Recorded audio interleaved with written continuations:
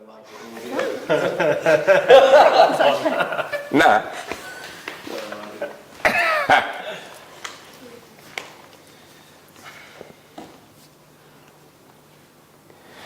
Great. Good evening, everyone, and welcome to Daniel Letterman at 9 o'clock live. No, I'm joking. I'm playing with you. Today, we're looking at the drafting and redrafting process. I have 1, 2, 3, 4, 5, 6 wonderful playwrights joining me this evening for us to talk about and for us to explore, also with the help of some automated voiceover somewhere. Maybe you can't hear it, but we can. So yeah, we'll be talking about the drafting and redrafting process. Before I begin, I might tell you who I am, and then I'll ask you all to say who you are, and perhaps how you have a relationship with this wonderful prize, or have a relationship with this building. We are currently in a Royal Exchange, of course. Some of you might know by the backdrop. My name is Daniel Bailey. I am a director, a dramaturg for TV and film, and also theatre. I am also a script editor, so sometimes I might get scripts and tear them apart and then kind of give them back to you and tell you to do the rest of the work, and I get paid for that. And sometimes I'm also a writer. So, can I start on my left here? Yeah, hi, my name's Jake. He, him pronouns, and how I got involved with Yeah. I was part of the Royal Exchange Young Company. Banging. And then I think the play that I wrote as part of the Young Company I submitted for the Bruntwood and was very luckily long-listed for the Bruntwood. And I was luckily invited by the Royal Exchange to be part of their graduate writers programme. Wicked. And then eventually ended up writing a short play for the Young Company after that, which is really nice. So got quite a nice relationship with the Royal Exchange. Full circle. It's like my home theatre.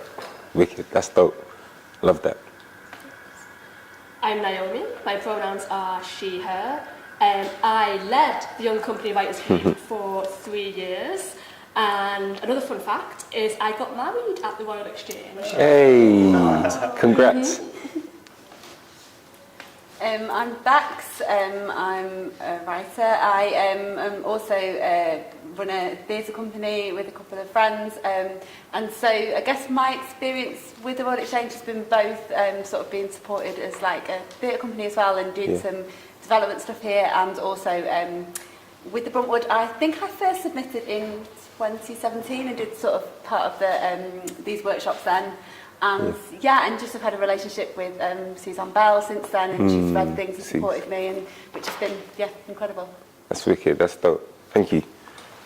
I'm Josh Valmartin, and I really wanted a job in the Royal Exchange years ago. I used to send a letter. I used to send a letter every single week to the front of, they were called Letters to Lynn. It was like a project. Just say, I used to give her updates of my life because I just really wanted to be part of the theatre. I met her years later, and Lynn said, "Oh, you're that kind of crackpot. Don't worry, the letters went straight in the bin." Anyway, I stopped sending the letters and I sent Suzanne a play instead, which she read, and then I met her, and then I won the Commendation Bruntwood Prize in 2017. I played This Is Not America. Yeah. And I love doing these live stream workshops so much. That's how I've ended up next to you today. Nice to have you. Nice to have you. I'm Elaine Abraham. They, her. I've been around the Royal Exchange for the last 3 years, ever since I moved here for uni. And I've been part of Bruntwood in their graduate writers scheme. Been part of the Royal Exchange with the Young Company, and now I work there, which is great. Yeah, now I get to teach other people how to write plays. So Yeah, I'm Cloda, she, they, and I got involved in the exchange through Suze. I sent her some work, and like others, she was very kind and supportive, and sort of brought me into the fold. And I also work here, kind of doing front of house stuff as well. Wonderful, cool. Nice to have you all here. I really appreciate you lot coming through, and all of those that have joined us online and will join us in the future as well. Nice to meet you all. So today we're going to look at a couple of things. As I said, we're going to look at the kind of drafting process and the redrafting process, because that for me is like the most difficult task ever. You spend all this time kind of getting out what's on your head, doing the word vomit on a page, and then suddenly someone says to you, or you say to yourself, okay, I need to get this into shape. And that sometimes is the hardest thing to do by yourself. I've done it a number of times with different writers as a director. So I'll talk through my journey of helping shape work as a director, also as a dramaturg, so stepping away and just having that kind of dramaturgical support and giving that kind of input and giving notes and seeing how it changes. And then we'll do a few tasks that hopefully you guys will also be able to do as well at home or wherever you are. I don't discriminate. You can be wherever the hell you want to be. And then we'll try some stuff out. With all like drafting exercises and things like that, it might not be great, it might not be perfect, but that's part of it, just for us to discover stuff, to learn stuff, see what comes out of these discussions, see what comes out of what you lot do at home. And of course, there should be a point as well throughout the evening where we'll have a chance to ask questions or feedback, thoughts, or things that you know, things that might intrigue you or you're curious about. I'd just say throw it into the mix. Yeah, is that cool? Wicked, dope. All right, yeah, like I've kind of happened to become a dramaturg. I didn't train for it necessarily.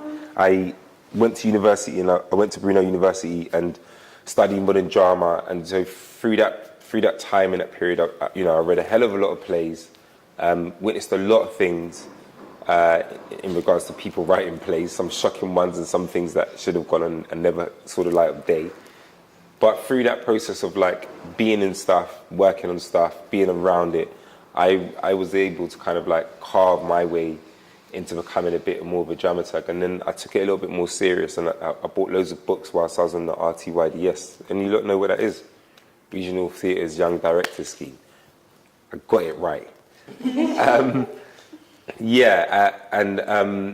Whilst being on the RTYDS and also being at the Young Vic, which is down in London, I spent loads of time with writers, and being in the New Work department at the National. I spent loads of time with writers, just kind of understanding what the hell they were doing. Like, obviously, I know everyone was writing, but everybody has such a different process of writing. Like, I'm sure you all have different processes of writing, how you might do stuff. You might start with a stimulus. It might be a newsletter. It might be a piece of music. It might be a bit of art. It might be like this one political idea that you have.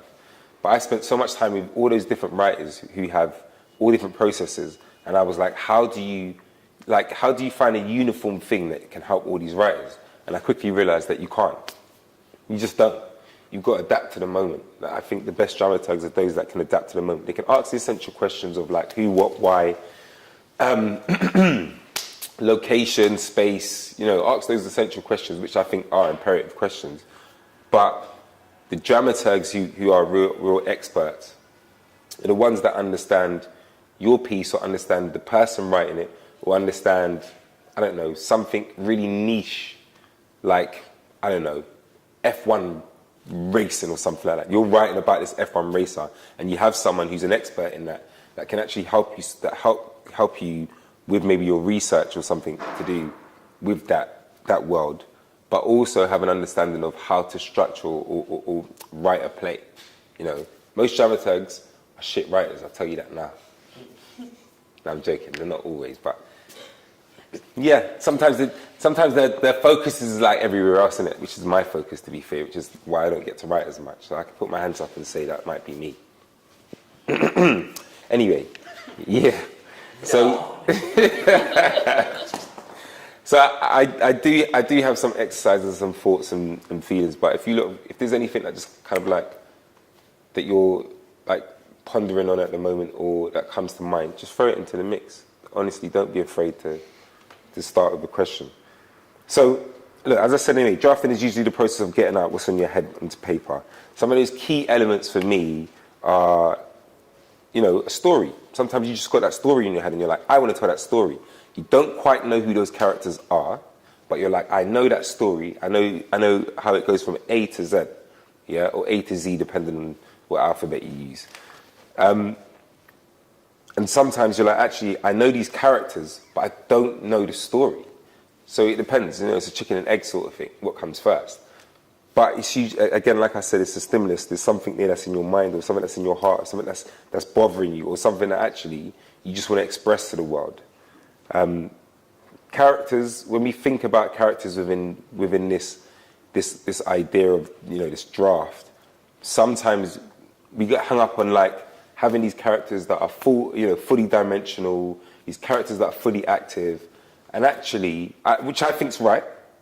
Often when I'm looking at plays, particularly straight plays, I'm always like, why is this character so flat? But obviously, we know flat characters serve a purpose too, depending if you can write 15. I heard you saying you said that they wrote 15 people in one play. 15 people in one play. That is a luxury, fam. That is a big luxury, right? But sometimes we don't have that opportunity. Sometimes it's only 2 people, and you're like, how do I make this more interesting with just these 2 people here? Or, how do these characters feel fully dimensional? But I'd also like to caveat that with saying sometimes the words are the characters. So sometimes you'll read a play. I'm going to try and think like Sarah Kane, for instance. Everyone knows a Sarah Kane play. You read like 448 and you're like, who are the characters? You're like, who's these characters?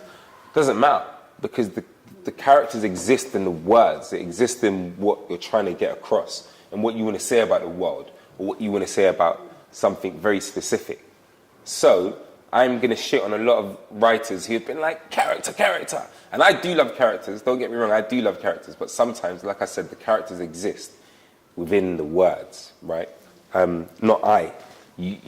That is character driven, because it's just like a stream of consciousness, right? But it has a very profound impact. We know what it's trying to say. The character exists in that. So, yeah, when we talk about drafting, often I'll be talking about characters, but sometimes you might be like, actually, the character's in my writing. And I might push back and go, okay, cool. Are you the mouthpiece, or are the characters the mouthpiece? Or who, can they make their own decisions? Can they not? Often that's something I'll ask in that first draft. Like, are these characters making their own decisions? Do they have their own autonomy? Or is it just you constantly making decisions for them? Once you've created a character, it's just like creating... I've got a little one, and I would love him to act in a particular way, but he has his own personality. He has his own ideas about the world. He sees the world completely different to me, and I've had to let go of it from when he was about 1 year old, just be like, forget it. He's going to be his own boy. He's going to do his own thing. And sometimes when you build those characters, you put them into a world, they're gonna respond to that world in a way that you won't. And that's the most interesting thing, is that you look and write a character, or write someone, or write something. We were talking about animals earlier, writing animals, that they might act in a particular way within that world. The rules that you've set up will help to guide them and give parameters, but the reality is they're going to respond in such a way that might surprise you. That is also interesting, because imagine you're writing that and you're interested by it. The person on the other side, which might be me, is as a producer working in the venue, or the director that wants to get involved in a project, or someone that's judging a project, is going to be like, wow, I didn't expect that. Maybe because you lot didn't expect that, which is also cool. So yeah, that's the character. That's another element of the kind of redrafting the process. Setting, location, time. I know those are all different things, but they are all intertwined in some way. Like, what is it about the time period that you set this play in? What is it about the location that you set this play in? Do you know what I mean? Having a conversation in the bathroom is very different to having a conversation in the communal kitchen. You know what I mean? Suddenly that adds a whole different texture to the work. So you might write a scene and it's like 2 people going at it in a kitchen, but what happens if they're going at it whilst one is actually trying to have a bath? You know what I mean? What happens if they're going at it and someone's trying to get into the bathroom because they want to use the toilet, but someone's taking a shit? Like, I know these are like really hypothetical, stupid ideas, but it just changes the scene quite quickly. Or actually, what happens if it isn't a public place and they are trying to have a private conversation, and suddenly they're in a library, buy books, and then you have 10 school kids coming in. What does that mean for those 2 characters that need to have this conversation right now? So again, I might add something like that when I'm talking to writers about that redrafting process. And again, like I said, we'll try something today that will help us shape that and see how that comes out. As I said, it might come out shit, guys. It might come out shit. But that is another thing about redrafting that you can't really predict. Sometimes you'll get some really good notes, and sometimes you'll get some notes that feel like they contradict the integrity of the play, or contradict what you want to do with the play, or what you set out to do with it. I think a good dramaturg will always bring you back to what it is that you want to say and help you distill that. And then this is something that I personally think when I'm looking at plays and I'm going back to help someone and giving them notes on their second draft or third or fourth or whatever draft they've handed to me. I'm always thinking about the concept. Right? Often people are like, I don't write in concept, I just write. But your voice in itself is a concept. Do you know what I'm saying? The language in which you write, like, you know, a lot of people that will be sending their plays in might not have English as their first language. You know, what do they dream in? What language do they dream in? What language does your characters dream in? How does the language change? How does it change if these characters don't have English as their first language? You know what I mean? Like, what is it? What is the concept? Is it a physical theatre piece? Can I say all this bit of dialogue that I've written down here with just with a small gesture, or a phrase of dance, or a phrase of music or something? Like, what is it? Is it a musical? Is it a play with music in it? Is it mask work? Is it something slightly absurd? Is it something, you know, those are the concepts that you throw into something, or that you shape your play around, or with, I should say. Maybe not shape it around. Sometimes you'll see plays and you're like, this is style over substance. And sometimes you'll see plays and it's like substance over style. Do you know what I mean? But when you get the right marriage together, and you know that play sings, you know. I don't know if any of you lot got to see John it was at the National years and years and years ago. It was by Deviate, and it was like a verbatim piece. It was a verbatim piece of work, and it had movement in it, and it was so spectacular. It was just this guy's life. His life from A to B to where he's at right now. But it was so stunning because half of it was movement, half of it was the language of movement, and you completely understood the kind of, you know, the sacrifices that he had to make to get to this point. You know, he was a drug addict. If you haven't seen it, try and see it. Go to the archives, watch it if you get a chance. It might be online, I'm not sure, but if you get a chance, watch it. It's a beautiful piece of work. But that was like seeing the marriage of words that weren't necessarily the writer's words, but were the words of someone who wasn't a writer. And this idea of like physical theatre being able to open up the text in such a way that made it so much more accessible for those that perhaps wouldn't go theatre. You know, part of the kind of pull for that show was about bringing people in who wouldn't necessarily always engage with theatre. And I think it done it, you know, I think it done it expertly, because people were like, I don't even need to listen to this dialogue right now. I'm just watching someone move on stage. And suddenly they're expressing everything about their trauma or their pain or their love or that moment of like sexual release, or like having a moment of like chaos once they've overdosed on drugs, like seeing all those moments, or violence, in fact, seeing that. And they didn't need to communicate with words and points. There was just moments where it's just like, you know, the movement done all that work for you. So concepts are a big thing as well. So those that will be like, oh yeah, I don't really work with concepts. There's something in there that holds that play together. Theatre is a concept in itself. You know, you're asking people to engage with something. You're putting something on stage. It's not normal for someone to stand up and just talk and monologue at you, is it? Do you know what I'm saying? And people are like, I don't do it. That's a concept, fam. That in itself is a concept, because you're asking audiences to engage with that. You're asking audiences to get involved. You as a writer are trying to keep the attention of the audience, or you're trying to say something. You know, in normal everyday life, if you want to say something, you say it. You just talk, or you write it down, you send an email, you send a text. You say you sent a text today. You're sending text 10 things things that you love about someone. You just tell them, don't you? But if I'm writing a play and this character might not just be able to say it. They might go around the bushes and tell you about the wonderful curtains that you've got, and that your curtains are really beautiful, and that is their way of being able to express their love, or washing up a dish, or doing something within that setting. That tells you, you know, for me that's a concept. And then lastly, you know, the thing that I always come back to when I'm working with writers is their voice. Like, what's your voice?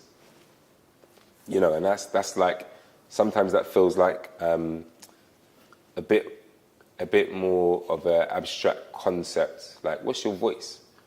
But I guess the voice is your essence, right? It's the thing that you stay, it's the thing that makes you get up and write. It's the reason why you want to write. It's the experiences that you've had, that you find in these characters. It might be that thing that you did today. You know, I think you were speaking to me earlier about what happened this morning for you. And like having that experience with however many young people going wild. Like, I might not be able to tell you what that feels like, but you know what that feels like. Yeah. And you might write that in something at one point. And it might be from the teacher's perspective, or it might be from those young kids' perspective, but you have that experience, yeah? And that shapes you, right? Your experiences are the things that shape you, the things that you interact with, the things that you care about. You know, sometimes it is the politics that you have. Those things are your voice. That's what comes through your writing. So often, we are just trying to get back to that. Often, we're just trying to, you know, we have this idea, we say it, it doesn't, you know, someone else hasn't quite interpreted it right. And the good dramaturgs and the good directors are just trying to get you back to that voice, really. What is it you're trying to say? And so we'll go into what that feels like and looks like practically. Before we move on, does anybody feel confident enough to talk about their voice?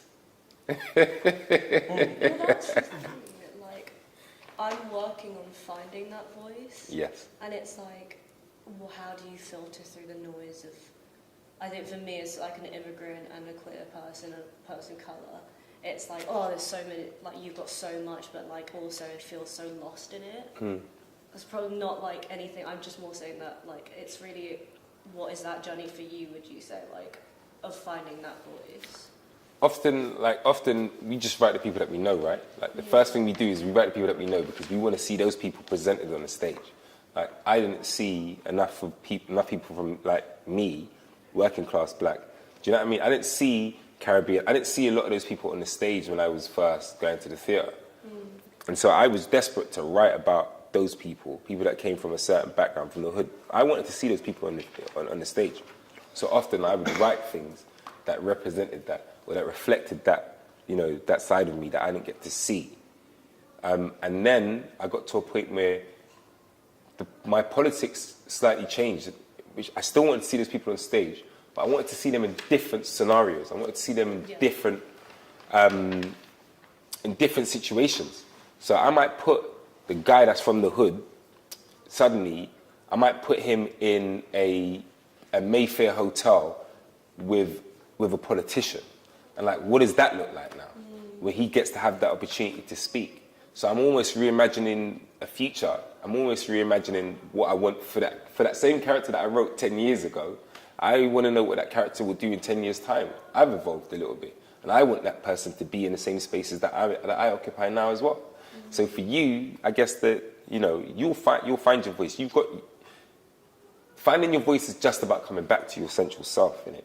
It's always just coming back to you, really. That's the truth of it.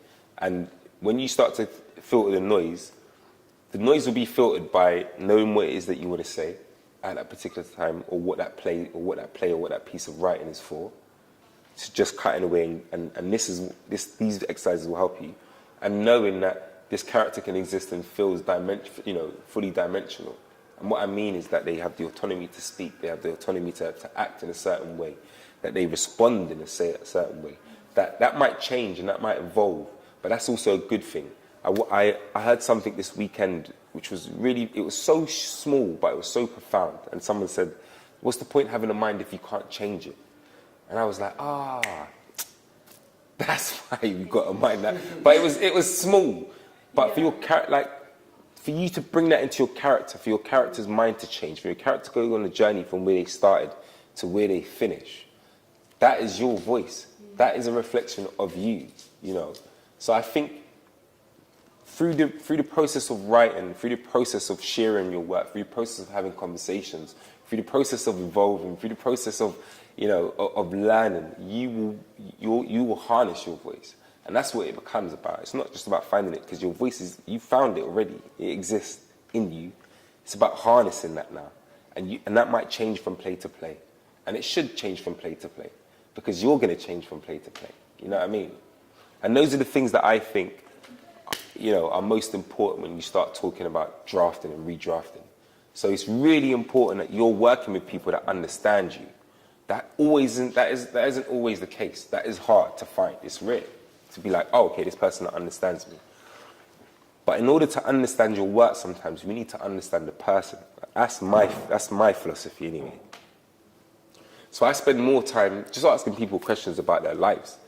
Like I'm so intrigued about that moment you was like, I went to Wales, and I had this adventure, but also with the lens in which you look at stuff. Like I was really listening because you were like, oh, everyone lived to like their 90s. And they lived to their 90s because they were walking up these hills, walking back up and down these hills, so they were fitness, and now they got cars. Do you know? But there was something about how you took that trip in and what it meant to you, and that sentiment, and how sensitive you were to what was going on around you. And I'm like, oh, that's cool. I could probably see that in your work, but also your comedy. I was just listening and going, oh, okay, he's got a comedic element to him, you know. There's moments of comedy that I can hear, and I probably read your work and go, oh yeah, I can see it right there. It kind of filters its way through some way, shape, you know, some way, somehow. And I'm sure that is true of all of you here.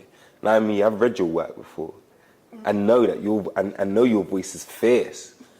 Do you know what I'm saying? I know your voice is fierce, but also there's a lot of questioning within your work, questioning of self and where you exist. Do you know what I mean? And where these characters exist always. And that is something that feels uniquely yours, you know? So yeah, that's when I think always about the person who's writing, why they're writing this thing, and always asking that question of like, why are you writing this thing? What is it that led you to this in the first place?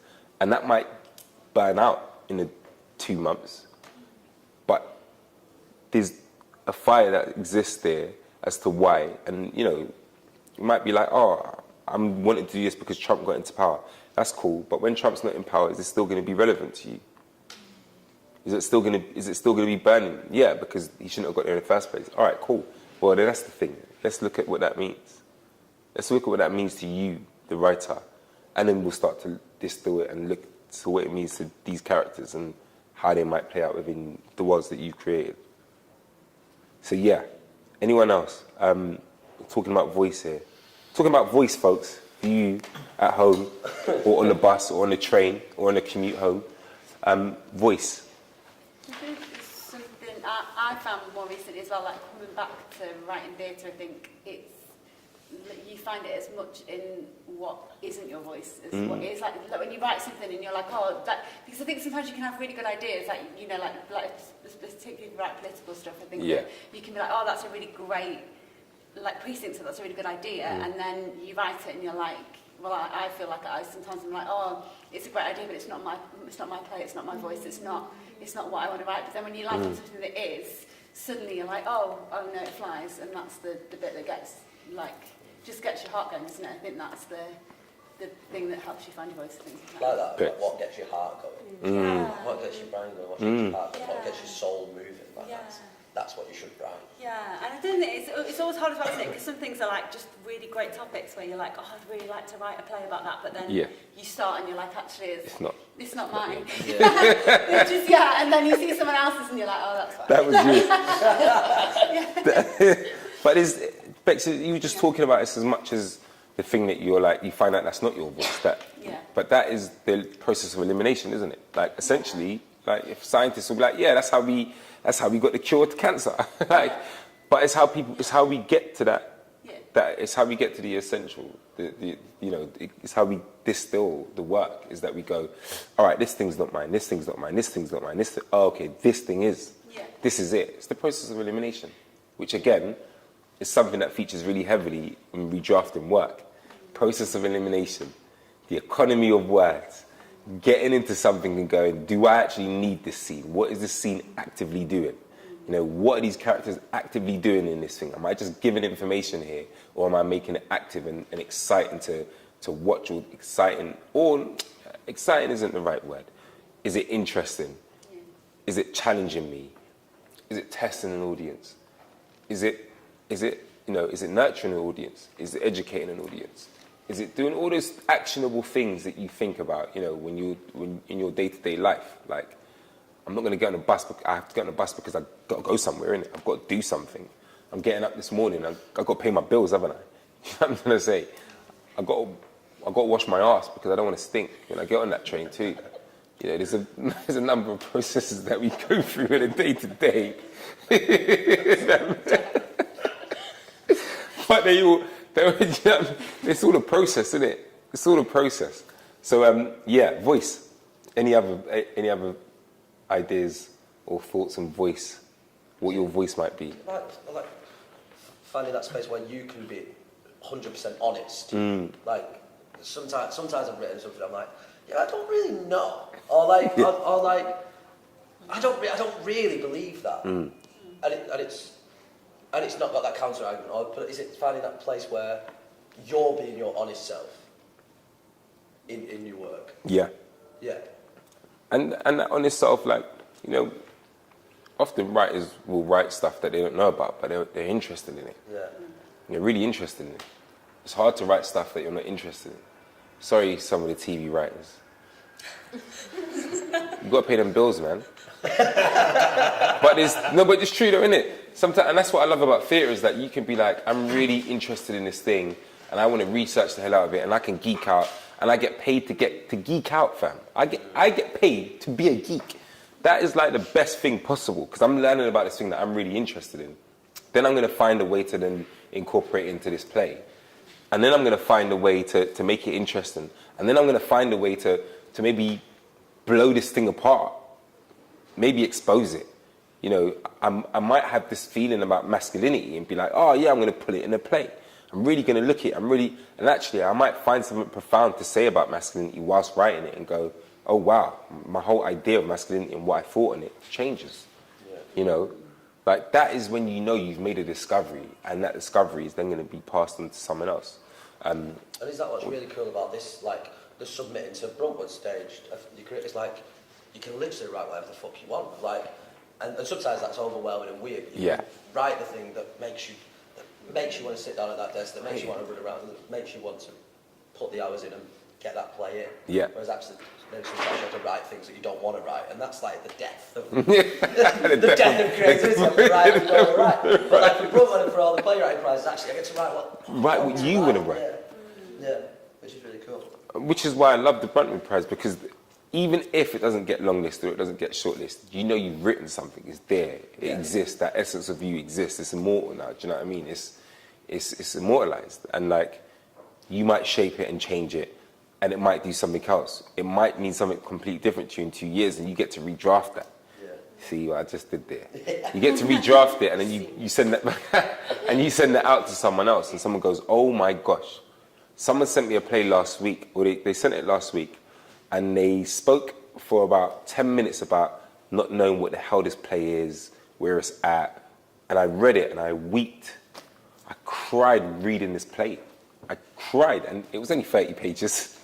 You got me to cry in 30 pages. That is a tip, guys. If you can get someone to cry in 30 pages, you've done the... Yeah, I'm joking. But honestly, I did. I cried because it wasn't necessarily something that I had gone through, but I understood the characters so well. It was just a two-hander, but I understood the characters so well, and I understood what they needed from each other. They needed each other, desperately needed each other. And it was such a small, slight play. I don't mean any offence to the person, they probably know who they are, but I don't mean it's a slight play in that the setting was really simple. One location, you know, close space, close time, and it just plays out. But it was so delicate in what they were trying to say to each other, and the fact that they couldn't say what they wanted to say to each other until this moment when they could. And when they could, the catharsis happened. And for me, I went through exactly what those characters were going through. Brilliant bit of writing, really brilliant. And his voice was so clear, but he couldn't see it. It needed someone else to look at it, because he was so deeply invested in it that he needed someone else to come and look at it. And that's what I had to do. You know, that was my purpose for that moment.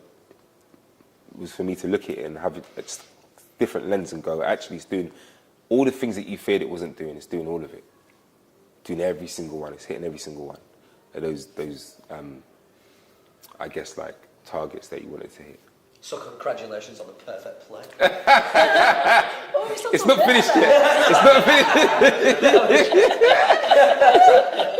It's not finished just yet. And he's still got a couple of things to iron out. It's still, you know what I mean? I've still got notes. I've still got notes. But that's a good thing, actually. Notes for notes' sake. Oh my gosh, I've sometimes sat in meetings I've heard someone just giving notes, and I'm like, you're giving notes for notes' sake, innit, right now? Yeah. And I don't know how useful that is, but you lot will tell me. I don't know if you've ever received notes for notes' sake, folks. Have you ever received notes and you've been like, this feels like notes for notes' sake? I've gone round loops of notes and like, can you change this? And then you change it, and they're like, no, what did you do that for? And you sort of do a circle for a few rounds. Yes. Yeah. I find it like towards the end, I don't know, I'm sort of fiddling with it. Yeah.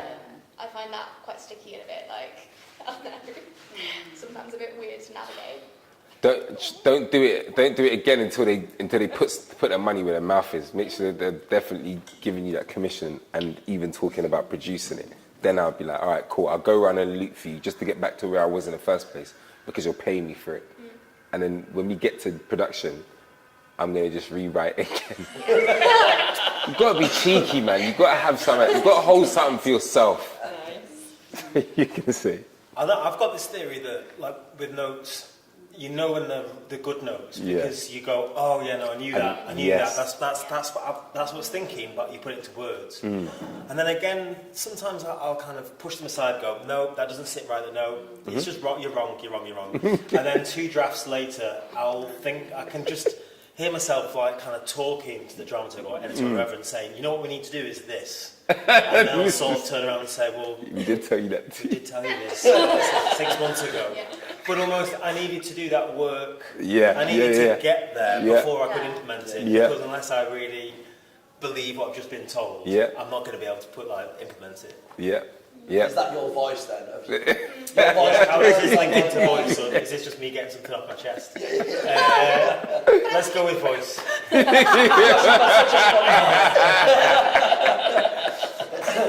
does relate because I think so much of voice is like discovering through writing stuff what your voice is. Like I don't know that I could say, oh, my voice is X, Y, Z, but I know that I could point to my work and sort of as I've developed as a writer, I've sort of gotten better at looking at my work and being like, oh no, there is actually a coherent kind of theme or energy to this. Yeah. But I think you can only discover through redrafting stuff. 100%. Wicked. Cool. So I'm gonna move us on a little bit actually and start talking a bit about the kind of practical things and like practical ways in which I've used redrafting as a tool for actually the production that I'd then gone to make. So last year we done or not even last year. I've been sitting with this play for almost 6 years. Red Pitch we did last year in the West End, but prior to that we done 2 runs at the Bush. Prior to that we done a 30-minute version of it at Oval House, and prior to that we done a 10-minute version at the Lyric in Hammersmith in London. And some of that, that was one of the most interesting drafting and redrafting experiences that we had, because Terrell and myself had known each other for a little bit of time, and then we jumped in to do this 10-minute version of it, and he had this really strong idea about what it was, because it was so close to him. It was about gentrification. It was about this pitch that him and his friends had been playing on that suddenly weren't there, and what had been in place is these big block of flats that most of the people that lived in that estate couldn't even afford. So he was sitting there and he keeps talking about the block being there and being arrogant, like just arrogantly sitting there. And so he had this fire to write this story about these 3 boys that were on this estate that lived and breathed this space, ritualistically. And all those things that came out of those conversations, the rituals, the dreams, the ambitions, the kind of subverting the idea of what a cage is, the subverting the idea of what hood youths would do and what they would talk about. Those are all things and themes that he kept close to his heart. So as we started drafting, he got another opportunity to do a 30-minute version of it, or like it was 45 minutes, because we didn't pay attention to the time scale that we were given. We did 45 minutes in it. So he'd written this thing, and then he couldn't finish it. To be fair, like he had finished it, he'd done multiple different drafts of it, but he couldn't quite crack the end. He was like struggling to crack the end. And I remember him sending me a draft, and it was like, okay, so what happens is this cage is going to get knocked down, and the boys are going to get into this thing about this cage getting knocked down. And I was like, how many times have you seen that before? And he was like, about 1,000 times. I was like, yeah, cool, maybe we shouldn't do that one then. And he was like, all right, cool. And then he goes back and he rewrites this ending. And one of the guys he's like really fiercely passionate about football, and his parents are pushing him, gets this gig. He gets the academy. He gets the academy spot. And it didn't feel right. So it just didn't feel right. These characters, again, had their own autonomy. They weren't mouthpieces now. They were people in their own right, thinking how they wanted to think, responding how they wanted to respond. And this thing just didn't feel right that this character did. We didn't get that catharsis moment, or it came too soon. And I was like, it doesn't feel right. So he went away and he wrote, again, another version of it. And then this other character got it. And it was like, this doesn't feel like justice. It doesn't feel like justice to the play that we've been watching. But also, there isn't a point of tension if this character gets it. And that was the major thing for us, was understanding this point of tension, because, you know, we'd worked this thing up and stacked. We'd like stacked the intensity because we put all the pressure on this moment of them getting this thing. And we thought that was enough, and we thought that was it. That's great. That's where it lands. It's about these boys getting this trial or getting into this academy. But it still didn't feel right. It didn't feel like we'd reached the climax yet. So like I asked him a question. I was like, what happens if the guy who's the most unexpected gets this academy spot? What does it do? And he was like, I don't know. I think the two boys who are better will be bitter about it. But because they are such good friends, it is like contained anger. And I was like, that's what it is. That's the moment. So he went away and he wrote this scene where the two boys who were stronger footballers were absolutely furious, but they couldn't ever say it. They just couldn't ever say it. They couldn't ever just be like, you know what, fuck you. I don't know how you got that role. I don't know how you got that gig when we've been training all our lives. We put our hearts and souls into this, and you're like, yeah, if I get it, great. If not, I'll go off and do this thing. And it just created this moment, this real climax for us, where those characters, the only thing they could do, even though they were friends, the only thing they could do was fight. Because they didn't have the words to articulate. They weren't old enough at that point in time, or mature enough in that point in time to go, I feel really shit about you getting this. I know it's jealousy and it's not envy. Jealousy is useful. Envy, however, isn't. Do you know what I mean? It's jealousy. I feel that I want that thing. I don't not want you to have it, but I also want it too. Do you know what I mean? Whereas envy is, I don't want you to have it, I want to have it, and I will take it from you if I could. You know, that's the difference of those two feelings. But to understand jealousy in that moment for us was so important, because that's really where the stakes had led us to. And so this fight had to happen. And once this fight happened, we was like, okay, that's where our catharsis comes, because now they have to make up. We've got to take them on that journey to see how they make up.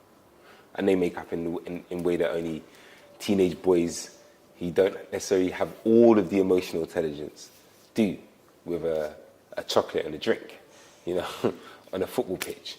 That's how they made up. But you kind of knew that they were going to still be friends forever. Even if they moved and gone in different directions, there's always going to be this moment that they get to hold dear to themselves. And it meant so much.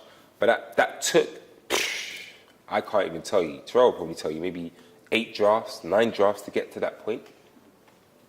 9 drafts. And there was other moments within the script where having a dramaturg, we had Deirdre O'Halloran, who's a brilliant dramaturg. She sat with us and she said, this is really interesting, the pressure, but it feels too didactic, the emotion, and they're just constantly talking about football. Who are these young people without football? And what came out of that was this party scene. It was like, actually, where's that moment where they get to be children, where they don't need to talk like adults, or they don't need to impress each other, or they're impressing each other in a different way, and it was this party scene. And that just allows the audience to have a respite. And the audience, you could just see they were waiting for that moment. Every time it happened, the audience would just be like, finally, we can enjoy the world that these lot exist in. We can enjoy all the things that they enjoy for that moment. And then it takes us on that ramp. It ramps us up properly because everybody's high of, high of this kind of adrenaline that gets presented through this dance scene. And that was such a clever move by Deirdre to just see the whole thing and go, this works, but there's something in here that doesn't allow me to fully understand who these characters are. And actually how I understand them is through a moment of dance, through a moment of play, through a moment of comedy, through a moment of, that concept that I spoke about before, that something might happen here. It might be something a little absurd or something that doesn't necessarily in your head sit right, but actually suddenly this dance moment does sit right. These kids are just dancing. And that was really, as I said, that was like a really astute note, and that just opened the text up and allowed us to ramp it up to get to that climax that we then found, and then we then get that kind of, the kind of falling drama that came out of it. But that was really, really useful for us. So that was an experience of like drafting and redrafting. Of course, with that, I will say that we had moments of R&D. I say R&D, but we had moments of sharings. We got to share the work with other people. So we also took feedback from other people. We decided what was important to us, and we discarded what wasn't important to us. Process of elimination. We spoke about it already. That is stuff that you do when you're redrafting. One of the key things that I learned, actually, and I'm trying to remember who told me this. I think it was Ian Rickson. We did a session. Ian Rickson said, how do you, when you go and watch a play, how do you watch a play?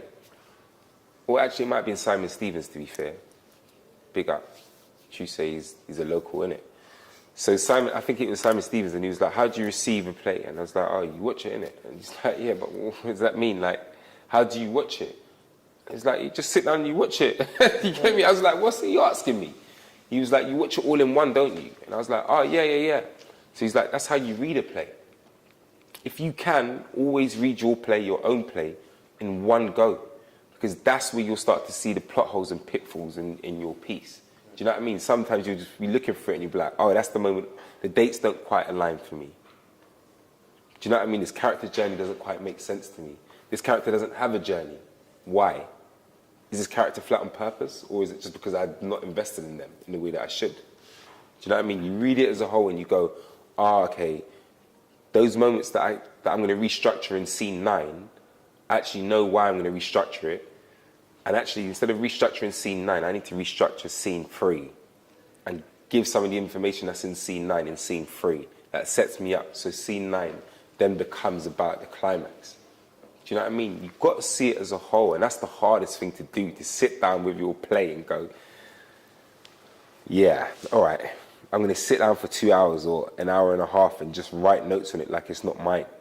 Like, where is the journey of all these characters? Where's the story sit? Where does, structuring and restructuring it and going, actually, can I move scene 4 to scene 1? Would that make more sense? Do I start there? The exposition isn't interesting enough. Actually, I can get half of that exposition in scene 4, so let me just start there. And that's sort of the processes that you'll go through when you start drafting and redrafting. You got a question? You like he was ready to... No. Okay. No, I've just been doing that recently. I found it really difficult. It's like there's about a 120-page play that I'm trying to redraft, and to sit down and read it when you've spent already so long doing it. So I've read it through once, and I was like trying to put like what happens in each bit as go through, and then just write like when you reveal what happens through it. But it's really painful, and even now, which is why this is timed so well. I'm so confused now, like how I take those readings that I've done and actually practically, work on them. So this is part of the conversation that I was having with this other writer. He was like, oh, I reveal this thing at this point here. But I said, that's, for him, he thought how can I speak about his work without actually speaking about his work? He has a major reveal of one of these characters. And the major reveal that he thinks exists, later on in the play, or halfway through the play, I think should exist 3/4 of the way through the play. and that there is another reveal that allows your audience to stay interested that happens a bit earlier on. So I'm going to ask him to shift one of these reveals, which is about this character's partner and her moving on with a child earlier. Because we get attached to that character, and what it does for us then is make us, that person becomes real, that person's feelings become real. So when he makes this later reveal, we go, whoa, what the hell? It really influences that later reveal. So that's one of the things that I'm going to ask him to do. I know that is like so ambiguous, but it will make sense at some point. You'll probably see the play at some point. It will come to fruition, I hope, fingers crossed.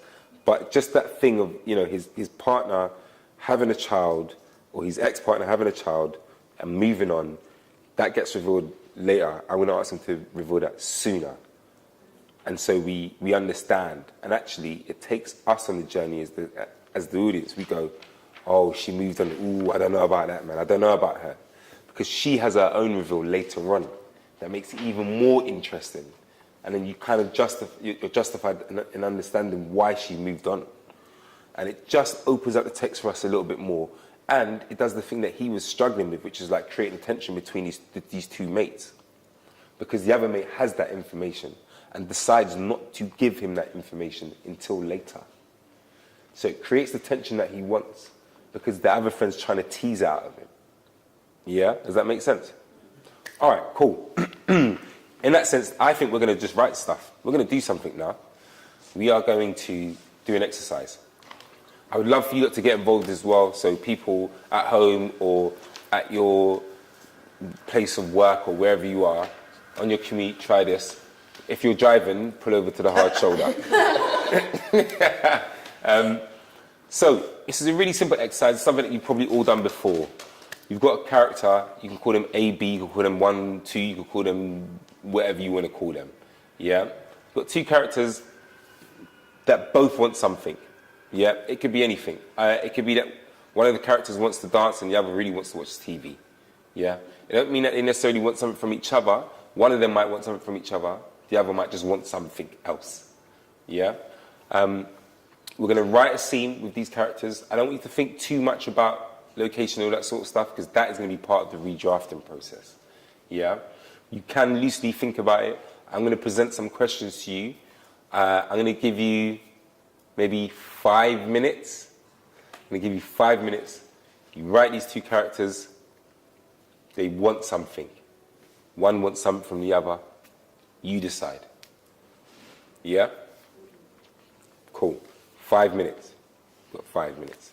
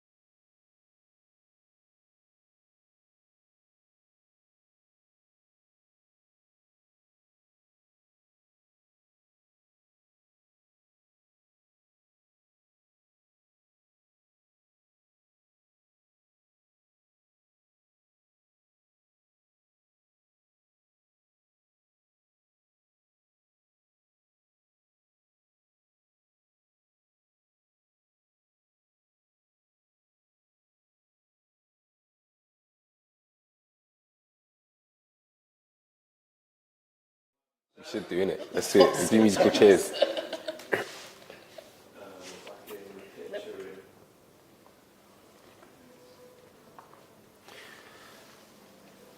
Wonderful, thank you. I appreciate it. 5 minutes is up. We were just talking about swapping chairs, doing musical chairs before. That's what we were really doing. So whilst you folks were at home doing the writing exercise, we were just dicking about. But we obviously ended up staying in the same place. So, yeah. Look, I've given you an impossible task to write a scene in like 5 minutes without really thinking about it too much. The only things I really wanted was, you know, these two characters that want something. One character wants something from the other. That's all for now. And the reason why I've done that is because we're going to start to load it up and we're going to start to go through a bit of a redrafting process with some of the ideas or questions or things that I throw out there in the mix. So let's see what we got. Does anyone want to share their piece of work? I will. Yeah? Yeah. Because I feel like I've not said very much so far, so I thought you were about to do something. End my place here, you know. Go for it. Okay. So we have A and B, because I couldn't think of names, because that's not what I do. So, A says, please will you come and see Grandad with me later? And B's like, no. Honestly, I'd rather stick pins in my eyes. I know, but I don't want to go on my own. If you're there, I said no. Oh, please, Shell. I'll drive. That way we can leave whenever we want. We don't have to wait for the bus. You know what happened last time? If I come with you, it's like saying what he said, what he did, it's okay. So what, I've just got to go by myself from now on? That's not fair. Sorry. Are you, though? He isn't. That's as far as I'm at. Great. It's brilliant. That feels, but that's super clear. Do you know what I mean? That feels super clear. I'm starting to get an idea of who those characters are. I'm starting to, like, what's starting to percolate in my mind is what Grandad did and what Grandad said to these two characters. But some of these questions will help us define who those characters are. You've got an idea of who they are, but it's for us to start to understand who those people are. You know, so we'll go through a bit of a process now for everyone at home as well, or wherever the hell you are. I keep saying that. Does anyone else want to share before I start to throw some questions out? Can do. Yeah? I went much less big, profound. Yeah. Honestly, it's your voice. Yeah. So mine's like A wants an argument, B wants to get to the meta level of a video game. A, hey, B ignores them, play a game, head down. How was your day? Fine. Long pause. Why are you always like this? What? Like this? You know what I mean? I don't know what you mean. Like a prick. Why are you being like a prick? Okay. B ignores, A explodes. A explodes at B. Oh, just explodes. Great. That's cool because that gives us a lovely cliffhanger to start to think about what comes after that. What is that moment after that? That's really brilliant. Cool. Does anyone else want to share? I don't mind, but I don't have to. Yeah.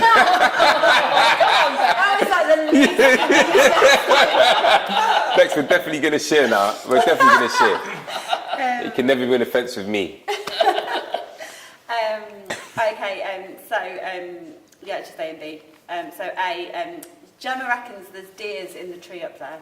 Does she? Yeah, she said she saw one. I've never seen a deer. Give me a minute. What, are you going to produce one out of your hat? No, I mean, I'm trying to... The light's going. We'll switch on a lamp then. I mean, for a walk. Will you go? On my own. I'm trying to... You promised. You said we could. I need to read this. It's important. So is this. It's everything. Oh, wow. Just that moment at the end that really turns the screw. Really allows us to understand what this relationship is, or have some sort of understanding of what we think this relationship is. Again, these questions that I have will start to answer that for us and give us a bit more of an idea of who these characters are. I love the use of comedy at the beginning. Someone always said to me, if they're laughing, they're listening. It's a great way to grab your audience. If they're laughing, they're listening. So important. But doesn't mean that everything needs to be a comedy, guys. Just saying. Just saying. You know what I mean? All right. So, look, I want us to think about.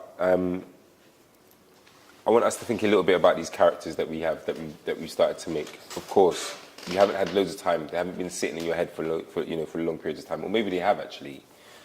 But I want us to know who these characters are. So I'd love you to start thinking about who these characters are. You can write this down if you want to. You can just mull over it. I want you to think about the relationship that these two characters have. A and B, 1 and 2. If you've got names. But what is their relationship? Are they siblings? Are they friends? Are they lovers? Are they past lovers who have now become friends?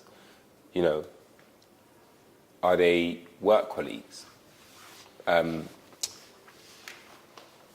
know, do they run a business? Are they cousins? What's their relationship?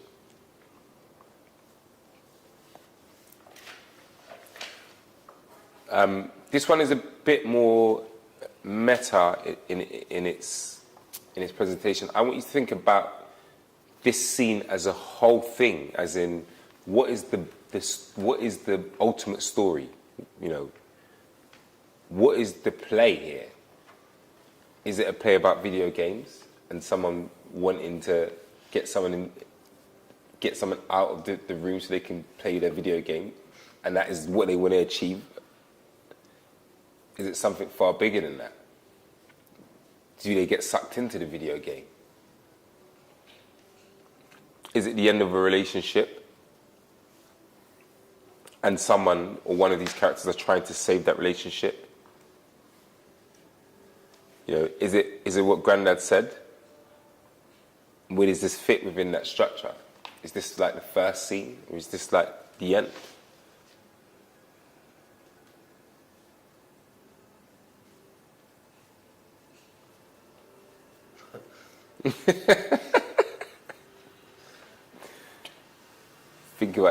Think about this as a whole thing. What the story is. Time, space. When does this take place? Is it, you know, the 2nd of December 2024? Is it the 2nd of December 1984? You know, when does this take place? There's been many a time where I'm watching something and the first question, or first question I ask is like, when does this play take place? And sometimes you might get an inkling with costume, and sometimes you won't get nothing. And you're like, boy, I've been lost. I don't know. Did they even know when this takes place? Or you're reading something and it might tell you, you know, the turn of the millennium, but then there's nothing about it that really pertains to that moment. There's nothing about it that makes that time significant. Why is that significant for those characters? Is it because there was so much skepticism around computers or the world ending? That time and that location becomes a character in itself. That's how you make time, a location, the character. So earlier we spoke about characters and them being fully dimensional and so on and so forth, and then we kind of ripped out the rule book because we said actually characters exist in sometimes just the words. Characters can exist just in the character of a space.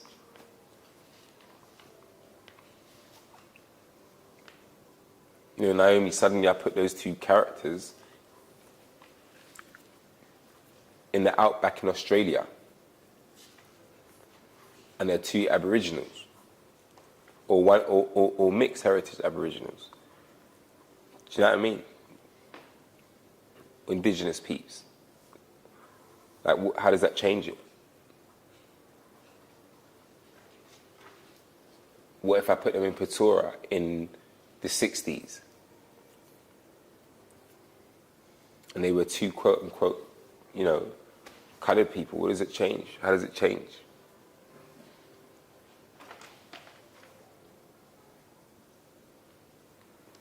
or are they in Preston? Do you know what I'm saying? Why are they in Preston and the trips to Manny?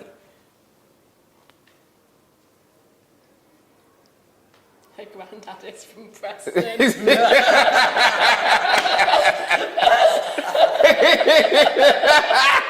Just say. Maybe I know too much.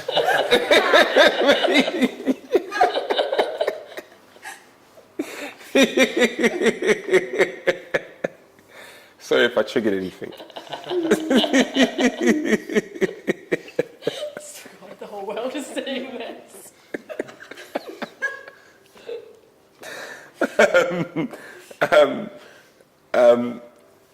I want you to think a little bit about how those characters speak.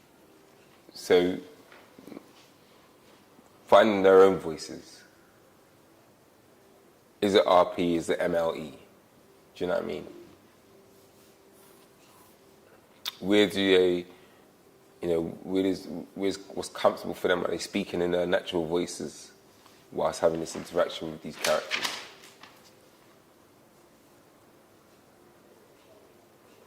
Again, when you've written something, you've got these scenes, and suddenly these scenes feel really active. You read it and you go, actually, there is no real change in these characters. What happens if this character isn't, there's 3 of them now. A and B are siblings. And C exists, and C comes into the space. And B starts speaking slightly different, and A cottons on. And A's like, why the fuck are you speaking like that? But their intention is to impress C, or to present a version of themselves to C. That might not be a profound want. It might not be a profound objective for A, for instance. But A is just trying to get B to talk normal while C's around. Voice, language. Think about these characters, how they speak, where they come from. That might save you half a page when you're like, oh yeah, this person comes from this place. Oh, and this person, yeah, and they went to posh school down the road. And you're like, actually, I just see how they interact with this person. That tells me everything I need to know. Everyone speaks a lot about, Shakespeare when he wrote Richard. And just the change in the pentameter, like the change in his speech. And that was enough for people at that point to go, oh, okay, this character is disabled. It's derogatory now, of course. But it was something that was slightly different, and that's how he was able to do it. That's not to say that we're going to do that now, folks. We're not going to do that now. But what I'm saying is, just the change in the speech pattern made a huge difference. For you to go, oh, okay, this character is seen differently compared to the rest of these characters.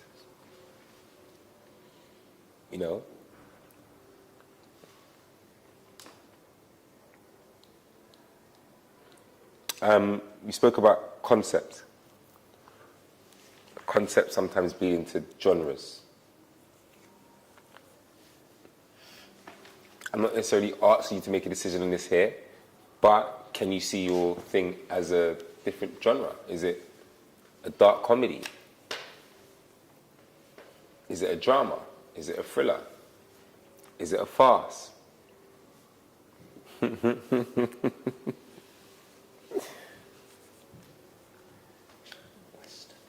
Is it a Western? Listen, yo, I've seen a Western on stage, and I thought it absolutely banged. Yeah. Is God is. You see it? Yeah.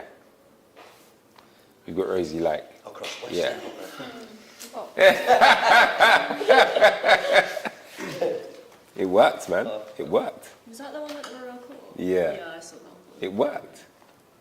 we spoke to Alicia Harris when we went to America. She was like, yeah, why can't black women do like Western? I was like, yo, do the damn thing, revenge, go, let's go. She smashed it, absolutely smashed it. Brilliant piece of writing. And it was funny. So yeah, I'm going to give you now 5 minutes. You've already got the text there. I'm not asking you necessarily to change it, but you can change it if you want to. You've got 5 minutes. I want you to look at the text that you've got with some of these questions, and I would love you to apply some of them.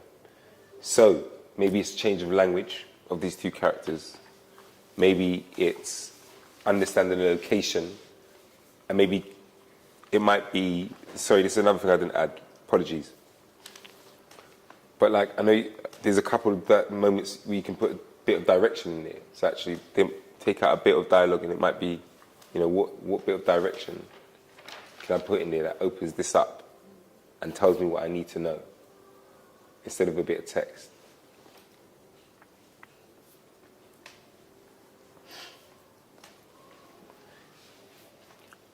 Where can you find the moment to tell us the relationship of these characters? Or is there something that tells us in a dialogue the relationship of these characters?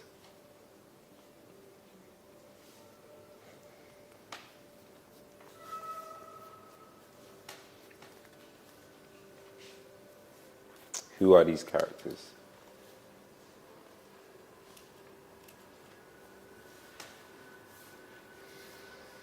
So I'm going to give you 5 minutes. Try and make the dialogue that you already have as active as you possibly can. We're going to go now.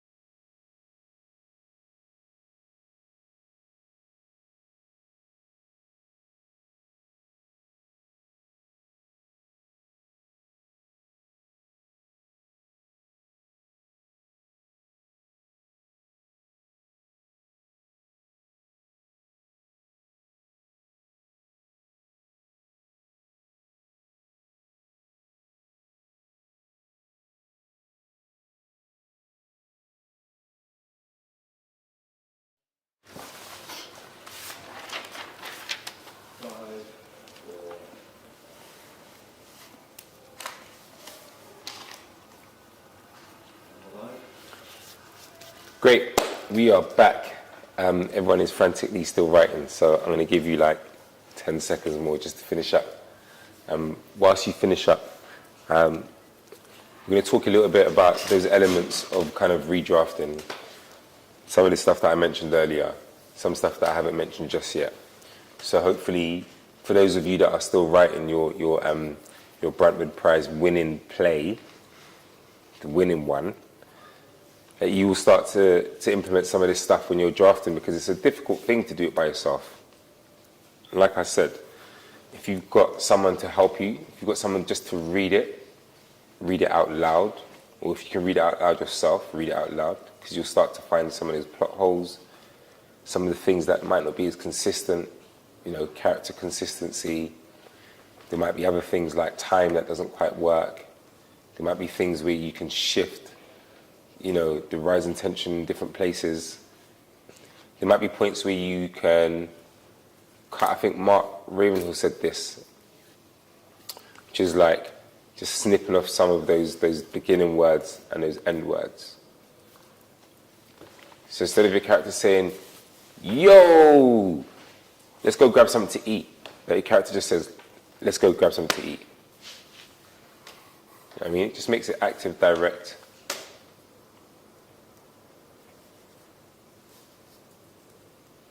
Cool, we're done? Fantastic, all right. Who wants to share? Who wants to share? Who would like to share? Don't look at me. I'm not on the fence. Should I do draft 2? Yeah, let's see. Yeah, but absolutely. I went to the toilet in the break every night. So, yeah. I can confirm I definitely went to the toilet. Not that I was there, I wasn't there. Scene, not a full scene. I wasn't there. In the toilet with you, I was still here. Oh, this got weird. I was still here, but you did leave. Right, cool. Chun, come visit with me later. Oh, let's start again. Chun, come visit Yaya with me later. Ugh, no ma. I'd rather sit this chopstick in my eye. You're going to make me go all that way by myself. I said no. I'll drive. That way we can leave whenever we want. Won't have to walk all that way from the MTR.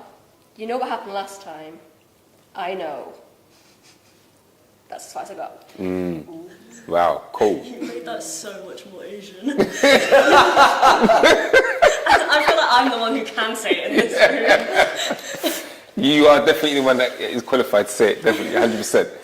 But that, again, the specificity of it, the minute that you've changed language, you've named someone, I completely know, you know, I don't completely know, but there is something more that I know of these characters now.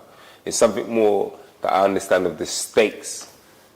Like, even with the previous draft in my head, because I know you never got to it, you never got to finish writing it, but I know something from the previous draft, and I'm not going to ask for confirmation, but if you want to tell us more about what you discovered through your redrafting process, that would be really useful.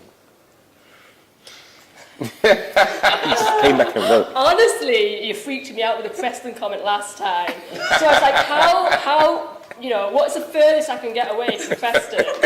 So I thought I'd just like take it to the streets of Kowloon, and yeah. So you changed the location of your characters. Yeah. But again, it's still your voice. Do you know what I mean? There's still the comedy that you've implemented at the beginning of it. It still exists there. It's still your voice. You just shifted your characters from one location to another. You know, the essence of what you're writing is still there. But now it just suddenly, of course, you've had more time with it. But that is what redrafting is having more time with it. Do you know what I mean? To look at it critically and analyze it and go, what can I do here that makes it more interesting, that makes it more unique, that makes it more exciting, for want of a better word. You know, the minute you have that character's name, I'm like, cool. I might, as a director, go away and research the name and go, what does the name mean? Do you know what I mean? Is there another meaning to the name? Actually, does that feed into the character now? Does that feed into how the character, you know, what the character's super objective is? Or what other people think of this character? You know, it leads to all of these different questions that, again, makes it more specific, that makes it more interesting, that makes me want to read. You know, the minute you've added language in there that isn't my language. I'm going, okay, what does that mean? Who is that? Is that still Grandad? In what's the language? Cantonese. So is that Grandad in Cantonese? Yeah. It's literally, yeah. I'm not saying yeah. Yeah. Yeah, but that's, again, like I said, there's more texture there. There's so much. You still got the same economy of words, really, but now it just has the added layer of familiarity for you, but also interest for and intrigue for the rest of us, which is dope. Does anyone else want to share? The video game update. Yes. I've not changed much about text, but I have sort of thought about when and where a lot more. I was thinking about like levels of video game, and like, is it about capitalism, and is it sort of set around like the 2008 financial crash? Yes. And sort of thinking like, could these be two characters working in like a service job, like hospitality? So could it be kind of around 6 p.m. at the point at which they're starting work, and most other people have stopped working? Yeah. And so like, how does that change it and their dynamics, and is that kind of what it's really about? Like them as these kind of middle managers in this hospitality setting, working in a time of massive financial precarity. Like, how does that play with video games and levels and that kind of thing? None of which is translated into the text. But I love that because what you've done now is taken the idea of the concept of the video game and started to implement it into the story when you start talking about stages. Now that concept makes sense to the piece, and because you've located it at a time that was pivotal for so many people, particularly the gaming industry, for so many different industries, for these characters now that are working in hospitality, that suddenly might not have any business in 6 months' time, because people are, but also what it does is it can reflect on the now. Straight away you're like, oh yeah, 2008, shit, we're going through something quite similar right this moment, when we're talking about the cost of living, whatever people call it. But it's just suddenly like, you just open up that world, and it makes it really interesting to throw these characters in the mix of that now. Like, I really want to know how this moment pans out, and why this character blows their top in the end. Is it actually about the person not giving them the attention that they need, or is it about something far bigger than that? Do you know what I mean? It's so there's something already that is like starting to churn in me that I'm like, ooh, I want to know what happens now. I really want to know what happens between these characters. You start to see it as a whole thing, which is great, because that's going to lead us into our next task as well. Anyone else want to share? I would do if you want. Yeah. Okay. There was something you said right at the end that was like, I think it was like, what are they doing? And I just had two people that were just having a chat. Yeah. So then I spent the first 4 minutes figuring out what they were going to be doing. So I literally looked around here, and then there's some wires up there, and I was like, well, all right, so they're rewiring a plug. Someone's rewiring a plug. And then the stage direction starts with, rewiring a plug, B is bent over, A stands behind them, A stands behind them, not nursing a glass of red wine. So A starts off. I think in the new year, New Year's resolutions, here we go. Not a New Year's resolution, it's October, yeah? What are you bothering about New Year in October for? Because you've got a plan. Plan for what? What have you got a plan for? Never plan a day in your life. Look at where it got you, you bastard. You're still under my roof, aren't you? I am. Give us this big plan then. Well, New Year, I'm fucking old now. You know you're never affording it, don't you? You what? You left your right move on your laptop. A electrocutes themselves on the plug socket. They shriek. B goes, fucking 200 grand? Who do you think you are, Richard Branson? You've got to have a deposit, don't you know? It's great. It's brilliant. It's really brilliant, because you've given. Is it A? Is that the plug? No, yeah. Who's drinking the wine? B. And he's rewiring the plug. A. So A's got something that they've got to do, and they've got to concentrate on it, and B is purposely taking them away from it, or not purposely, maybe even, they don't even know that that's what they're doing, like how dangerous this moment could be potentially. But there's something really interesting about these two characters, who are really talking around the thing until they get to the thing that they want to talk about, which is this house, this person moving out potentially, and actually is something really interesting because at first it feels like A wants to get rid of them in the short term, but actually in the long term, be concerned if they, you know, if they are leaving. Yeah. Maybe they want them to, I don't know, but there's something about that relationship that I sort of understand. I can guess and say, you know, does it feel like a parent and a child? Or does it feel like I don't know, is it a friendship? What's the relationship here? Mother and son. Yeah, so a parent and a child, yeah. So it felt like that because of that exposition, but that feels like exposition expertly done. Yeah. The right move situation. The person wants to get out 200k on a house, do you know what I mean?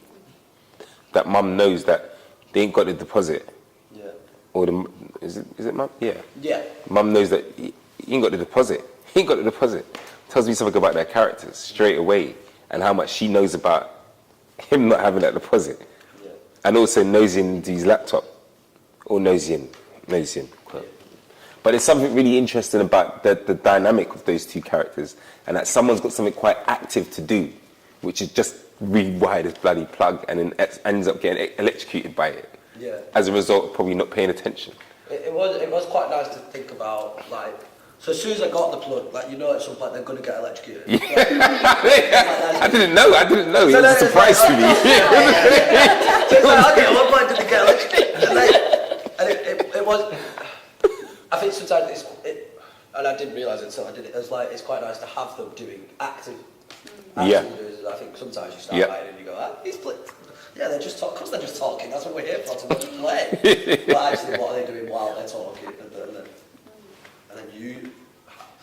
And then maybe you can use that thing that they're doing to juxtapose what the actual conversation is about, or something like that, or play around with that. But exactly, now you start to see it in this whole thing. Yeah. You can see how that becomes a play. You can see how that becomes a play about a mum wanting her son to leave, but actually not really wanting him to leave. Yeah. In the next series, needing radiators.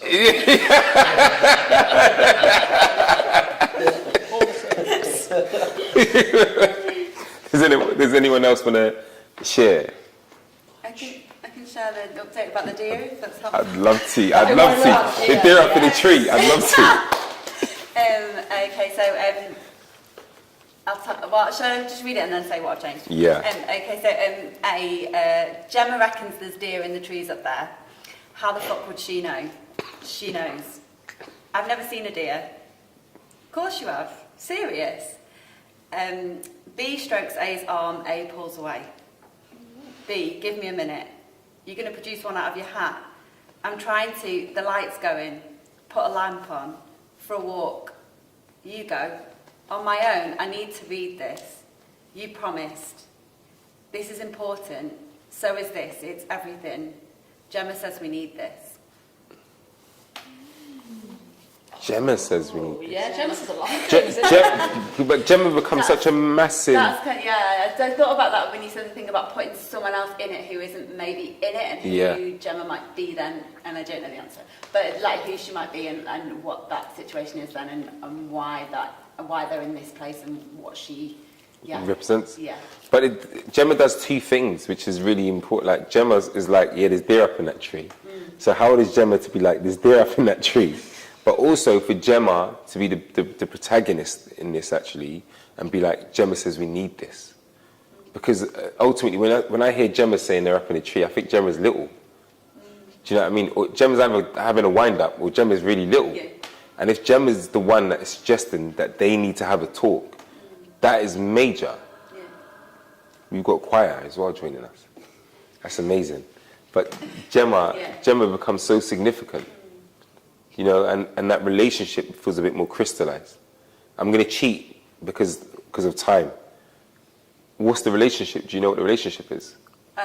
What, between the three of them? Between A and B. Between A and B, I think it is a relationship that is ending. And like this is like a last ditch weekend, I suppose, to see. Yeah. But I don't know who Gemma is. I think that's Oh man, I want to know who Gemma is. You're going to have to write this play now, Ben. I'm going to write it. That's what I think these people are. Like, why does A put so much significance on what Gemma said? But ultimately I was like, oh, Gemma's a major player in this, but Gemma feels like, what the questions I would ask you is, why does Gemma say that there's a deer in a tree? Yeah. And from that, I'm hoping that it will start to distill who Gemma is for you, because for Gemma to go to I don't know, potentially these are like adults, to go to the deer in a tree, and for the adult to believe them, it says a lot about the adult, and it says a lot about Gemma, and whether Gemma's doing banter or not. Yeah. You know, and then for Gemma to be like, actually, I think you need this, is also pretty significant for Gemma to be like, I think you need this, to suggest they need this walk or they need this time together. And so, like, you know, one of the questions I would ask, which is more leading, is like, is Gemma their child? Is Gemma a friend of having a wind-up? Do you know what I mean? Is Gemma... Yeah, those are some of the questions I'd ask. So some more clarifying questions just to help us, you know, understand who Gemma is and why Gemma is so important to this relationship. Or maybe Gemma is the reason why this relationship's not going in the right direction. I don't know. But really good. Really good. Any other thoughts, observations? That stage direction in the middle of like reaching out and someone pulling away. Pulling that's away. Just like, oh. That changes the scene suddenly, doesn't it? Yeah, I don't normally use stage directions either, so I thought that was quite an interesting thing to play with, because I don't ever put stage directions in anything I write normally, so it's quite like but it's quite nice that when you do, suddenly you go, oh, actually, yeah, it's quite fun. It got the response that you wanted. Yeah, and I mean, some people overwrite stage directions. You know, you'll read August Wilson, and you're like, flipping out, my man's just written a whole page of stage direction. But it is almost poetry that he's trying to write, and he's trying to articulate something really specific. Do you know what I mean? And some people don't. You know, you pick up a I don't know, a Rinze play, a Rinze Kenny, and it's just a monologue, and there isn't any stage direction in it. He's like, you do what you want to do. Sometimes it's a director's dream, and sometimes it's our nightmare, because we're like, what the fuck do you want us to do with this? You know. Yeah. But something as simple, as specific as that tells me what I need to know in a beat, you know, a small beat, which is great. Cool. So I've got one more task for you to do. I am very conscious of time. I know that we've only got about 20 minutes or so. So I'd love for us to just write a synopsis of this story that you've currently got here. The idea that you've got here. This is a major part of the redrafting process. And the reason why is because you have to make a succinct statement of what this thing is. Yeah? You've got 10 lines maximum. I'm going to give you 5 minutes.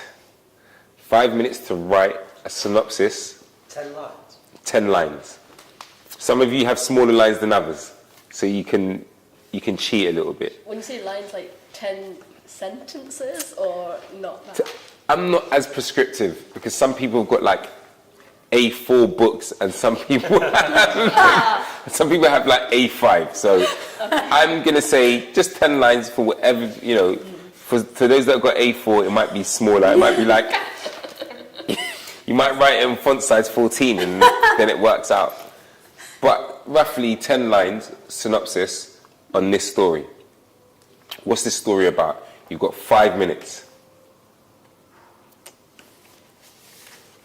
Starting